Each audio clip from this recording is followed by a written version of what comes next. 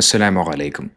യമനിലെ ഭരണാധികാരിയായിരുന്ന അബ്രഹത്ത് രാജാവ് പണ്ട് പരിശുദ്ധമാക്കപ്പെട്ട ഖാബ തകർക്കുവാൻ വേണ്ടി പുറപ്പെടുന്നുണ്ട്. ആനകളും ആയുധങ്ങളും അടങ്ങി സർവ്വസന്നാഹങ്ങളുമായി അബ്രഹത്ത് ആ പരിശുദ്ധമാക്കപ്പെട്ട ഖാബയെ തകർക്കുവാൻ വേണ്ടി പുറപ്പെടുന്ന സമയത്ത് അബ്രഹത്തിൻ്റെ ആ സംഘത്തെ മുഴുവനും അല്ലാഹു സുബ്ഹാനഹു വ തആല നശിപ്പിച്ചത് അബാബിൽ എന്ന് പറയുന്ന പക്ഷികളെ ഉപയോഗിച്ചുകൊണ്ടായിരുന്നു. എണ്ണിയാൽ തീരാത്ത അബാബിൽ പക്ഷികൾ.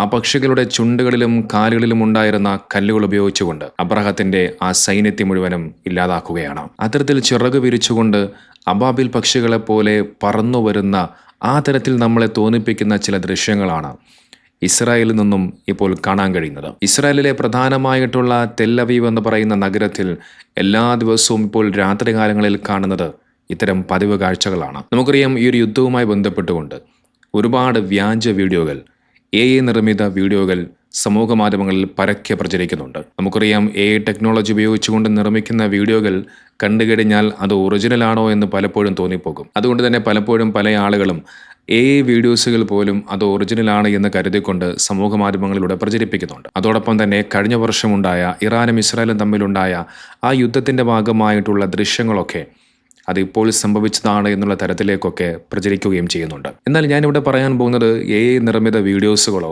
അല്ലെങ്കിൽ വ്യാജ വാർത്തകളോ ഒന്നും തന്നെയല്ല. നേരെ മറിച്ച് അൽ ജസീറ പോലെയുള്ള അന്താരാഷ്ട്ര മാധ്യമങ്ങൾ പുറത്തുവിട്ട വാർത്തകളുടെ അടിസ്ഥാനത്തിലാണ് ഞാൻ ഈ ഓരോ കാര്യങ്ങളും പറയാൻ പോകുന്നത്. അതുകൊണ്ട് തന്നെ ഇതൊന്നും വ്യാജ വാർത്തകളാണ്, AI നിർമ്മിത വീഡിയോസുകളാണെന്നൊന്നും പറഞ്ഞ് ന്യായീകരിക്കാൻ ആരും വരാൻ നിൽക്കണ്ട. ഇത് 2 ദിവസങ്ങൾക്ക് മുമ്പ് അൽ ജസീറ പുറത്തുവിട്ട ഒരു വീഡിയോ ദൃശ്യമാണ്. ഇസ്രായേലിലെ വെസ്റ്റ് ജെറുസലേമിന്റെ ആകാശത്തിന് മുകളിൽ കണ്ട ഒരു ദൃശ്യമാണ്. നിരവധി ക്ലസ്റ്റർ മിസൈലുകൾ ഇസ്രായേലിനെ ലക്ഷ്യം വെച്ചുകൊണ്ട് പറന്നുവരുന്ന ഒരു കാഴ്ചയാണ്. ഇത് അവിടെ നിന്നുള്ള മറ്റൊരു ദൃശ്യമാണ്.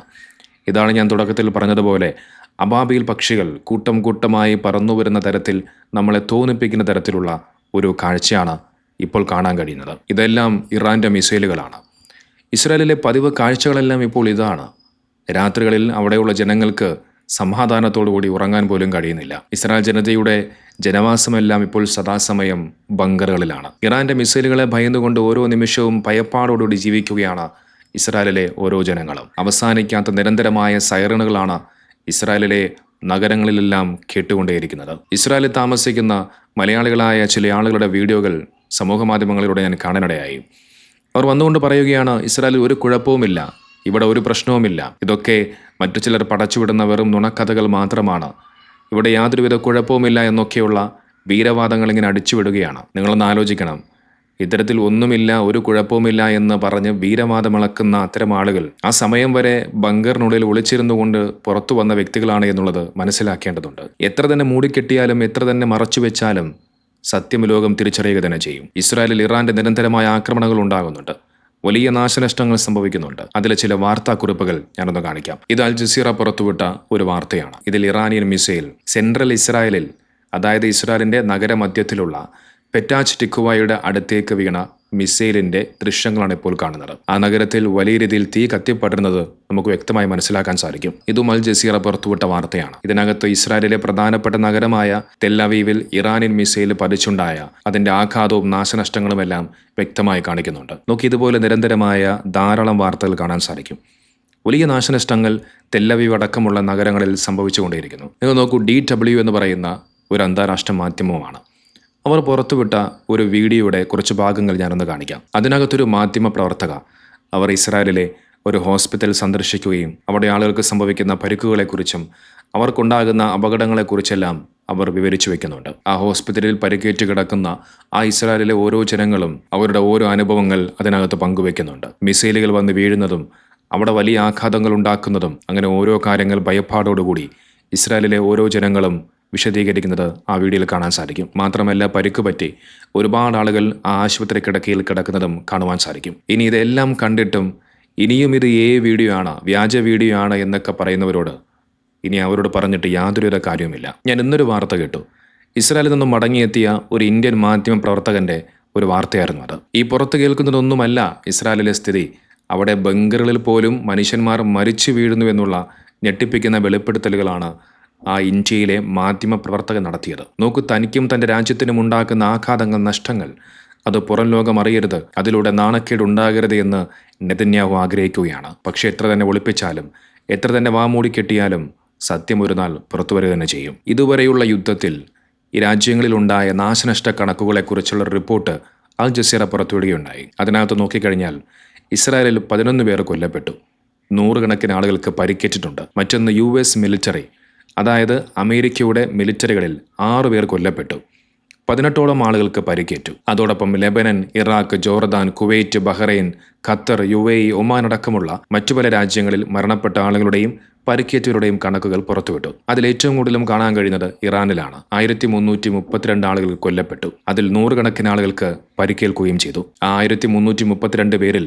161ഓളം വരുന്നത് കൊച്ചുകുട്ടികളാണ്, പെൺകുട്ടികളാണ്. ഒരു തെറ്റ് പോലും ചെയ്യാത്ത, ആരെയും ഉപദ്രവിക്കാത്ത, ഒരു മുട്ടുസൂചി കൊണ്ട് പോലും ആരെയും ഉപദ്രവിക്കാത്ത നിരപരാധികളായ 161 വരുന്ന ആ പാവപ്പെട്ട പിഞ്ചവന മക്കളെ ഇസ്രായേലും അമേരിക്കയും ചേർന്നുകൊണ്ട് ആ കുട്ടികളെ കൊലപ്പെടുത്തുകയായിരുന്നു. നോക്കൂ, ആ കുഞ്ഞുമക്കളെ മയ്യത്തടക്കം ചെയ്യുന്ന കാഴ്ച, നിരനിരയായിക്കൊണ്ട് ഖബറുകളിങ്ങനെ കുഴിച്ചിട്ടിരിക്കുന്ന ഒരു കാഴ്ച, ഹൃദയവേദനയോടുകൂടിയല്ലാതെ അത് കണ്ടു നിൽക്കാനാവില്ല. അത്രമേൽ പ്രയാസപ്പെടുത്തിയ കാഴ്ചയായിരുന്നു. എന്തിനായിരുന്നു നിരപരാധികളായ കുഞ്ഞുമക്കളെ കൊലപ്പെടുത്തുന്നത്? നമുക്കറിയാം, നമ്മുടെ ഗസയിലെ കുഞ്ഞുമക്കളെ, 1ഉം 2ഉമല്ല 10,000 വരുന്ന കുഞ്ഞുമക്കളെയാണ് കൊലപ്പെടുത്തിയത്. ഇറാനെ അങ്ങനെയൊന്നും നിസ്സാരമായി തോൽപ്പിക്കാൻ സാധിക്കില്ല. അത് കുട്ടിക്കളി മാറാത്ത, വിവേകമില്ലാത്ത അമേരിക്ക ഭരിക്കുന്ന ഇപ്പോഴത്തെ ഭരണാധികാരിയായ ട്രംപിന് അതിനെക്കുറിച്ച് യാതൊരുവിധ വ്യക്തതയുമില്ല. കാരണം വലിയ സൈനിക ശക്തിയുള്ള, വലിയ ആയുധബലമുള്ള രാജ്യമാണ് ഇറാൻ എന്ന് പറയുന്നത്. നോക്കൂ, ഇറാൻ്റെ സൈനിക ശക്തി, അവരുടെ കൈവശമുള്ള മിസൈലുകളുടെ ശക്തിയും പവറും എത്രത്തോളം ഉണ്ട് എന്ന് നിങ്ങൾക്ക് മനസ്സിലാക്കി തരുന്ന ചില കാര്യങ്ങൾ പറയാം.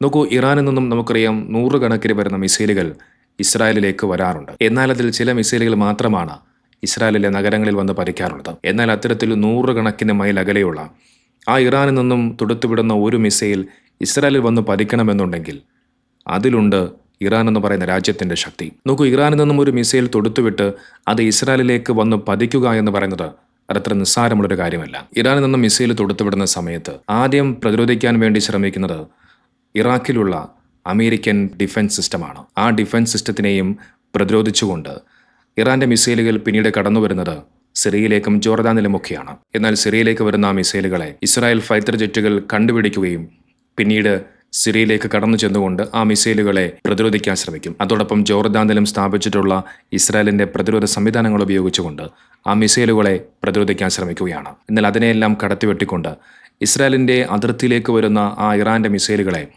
പിന്നീട് തടുക്കാൻ ശ്രമിക്കുന്നത് അമേരിക്കൻ പടക്കപ്പലുകളാണ്. മെഡിറ്ററേനിയൻ കടലിൽ അവിടെ നങ്കൂരമിട്ടിട്ടുള്ള അമേരിക്കൻ പടക്കപ്പലുകൾ ആ മിസൈലുകളെ പ്രതിരോധിക്കാൻ ശ്രമിക്കുകയാണ്. ഇനി ഇതിനെല്ലാം കടത്തിവെട്ടിക്കൊണ്ട് ആ ഇസ്രായേലിലേക്ക് ഇറാൻ്റെ ഒരു മിസൈൽ വന്ന് പതിക്കണമെന്നുണ്ടെങ്കിൽ ഇസ്രായേലിൻ്റെ 5 ലെയർ ഡിഫൻസ് സിസ്റ്റത്തെ മറികടക്കേണ്ടതുണ്ട്. ആരോ മിസൈൽ സിസ്റ്റം, ടാറ്റ് system, Patriot system, David Sling, അങ്ങനെ അവസാനം അയൺ ഡോം. അങ്ങനെ 100 കണക്കിന് കിലോമീറ്ററുകൾക്ക് അപ്പുറത്തു നിന്നും ഇറാൻ തൊടുത്തുവിടുന്ന ആ മിസൈലുകൾ ഇത്രയധികം പ്രതിരോധ സംവിധാനങ്ങളെയെല്ലാം തകർത്തുകൊണ്ട് അതിൽ ഒരു മിസൈലെങ്കിലും ആ ഇസ്രായേൽ നഗരത്തിൽ വന്ന് പതിച്ചു കഴിഞ്ഞാൽ അതാണ് ഇറാൻ്റെ മിസൈലിൻ്റെ ശക്തി എന്ന് പറയുന്നത്. അതാണ് ഇറാൻ എന്ന് പറയുന്ന ആ രാജ്യത്തിൻ്റെ പവർ എന്ന് പറയുന്നത്. ആ രാജ്യത്തെയാണ് ഇത്തരം ആളുകൾ നിസ്സാരം പോലെ കാണുന്നത്. നോക്കൂ, ഇറാൻ്റെ ശക്തി എന്താണ് എന്നുള്ളത് കഴിഞ്ഞ വർഷം ഇസ്രായേൽ തിരിച്ചറിഞ്ഞതാണ്. നെതന്യാഹു അതിൻ്റെ രുചി വ്യക്തമായി അറിഞ്ഞതാണ്. കഴിഞ്ഞ വർഷം ഇറാൻ തൊടുത്തുവിട്ട ഓരോ മിസൈലുകളും ഇസ്രായേലിൽ വന്ന് പതിച്ചുകൊണ്ട് അവർക്കുണ്ടായ നാശനഷ്ടങ്ങൾ ലോകം മുഴുവനും കണ്ടതാണ്. അത്രയും വർഷക്കാലം ഇസ്രായേൽ ലോകത്തിന് മുന്നിൽ അഹങ്കരിച്ച, തങ്ങളുടെ കൈവശം മാത്രം ഉള്ളൂ എന്ന് അഹങ്കരിച്ച അയൺ ഡോം എന്ന് പറയുന്ന സിസ്റ്റമൊക്കെ വെറും നോക്കുകുത്തിയായതെല്ലാം നമ്മളെല്ലാവരും കണ്ടതാണ്. ഏതായാലും ഇനി ഇസ്രായേൽ ജനതയ്ക്കും ഇസ്രായേലിനും ഉറക്കമില്ലാ രാത്രികളാണ്. സൈറനുകളും നിലവിളികളും ബങ്കറിലെ ജീവിതമൊക്കെയായി ഇനി കുറേ കാലം ഇസ്രായേൽ ജനതയ്ക്ക് അങ്ങനെ കഴിഞ്ഞുകൂടാം. കുറേ കാലം ഗസയിലെ ജനങ്ങൾ അനുഭവിച്ചതല്ലേ, അവിടെയുള്ള പിഞ്ചുമന മക്കൾ, അവരുടെ പ്രയാസങ്ങൾ നമ്മളെല്ലാവരും കണ്ടതല്ലേ. ആ പ്രയാസങ്ങളും അതിൻ്റെ വേദനയുടെ ആഴവും എത്രത്തോളം ഉണ്ട് എന്നുള്ളത് ഇസ്രായേൽ ജനതയും തിരിച്ചറിയേണ്ടതുണ്ട്.